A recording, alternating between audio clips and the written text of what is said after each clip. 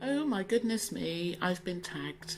And one thing you've got to know is my voice lately is not what it used to be, which is probably why you haven't heard my voice very much. Well, thanks, Kimmy.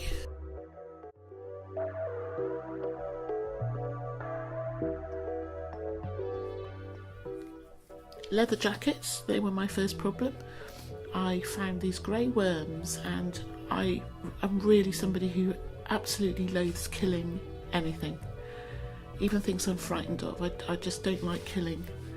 So anyway, to start with, I left them, and then I stumbled across a video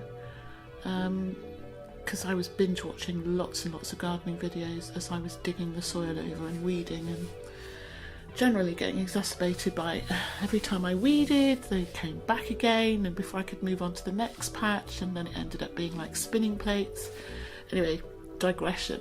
I came across a video, and I must find out who it was, because thank you whoever it was. So they had this grey worm in their video and said yuck when they picked it up, and then began to explain what it would do, what it does to grasses and what it would do to your veggie roots. And it was a sort of embryonic thought in my head, but I thought I wanted a great big patch of sweet corn in the middle of the plot, and that's where I was digging at the time and finding all of these leatherjackets. And of course sweet corn is a grass, so that would not have stood a chance. And honestly, there were hundreds of them per square foot, hundreds and hundreds of them. So what I ended up doing, and that's why I did the weeding in a really sort of, I don't know, I was examining every square inch, because not only was I getting out really horrid roots, but I was digging up these leatherjackets, these worms. So all I could really do is put them all in a bucket, and I ended up tipping them all in the hedge.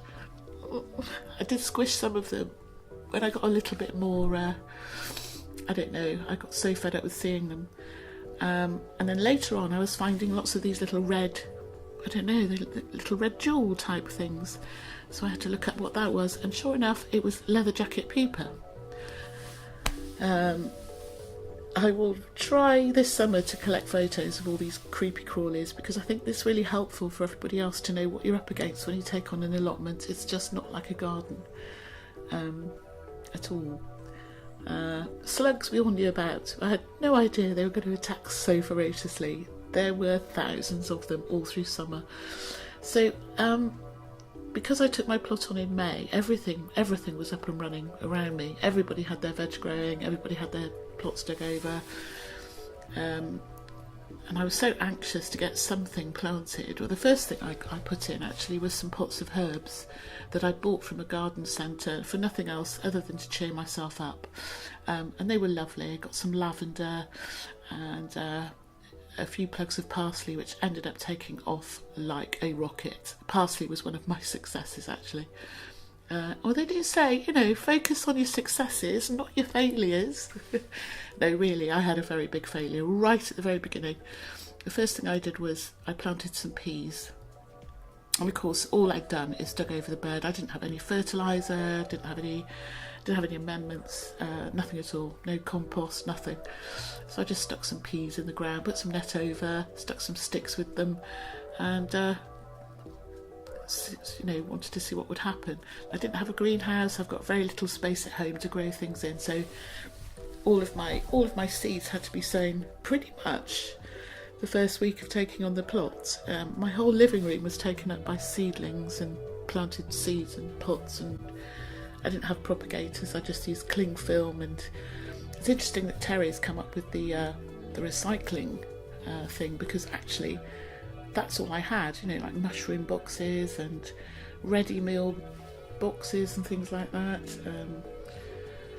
I had some plastic cups, and I put holes in those, and I used those as pots.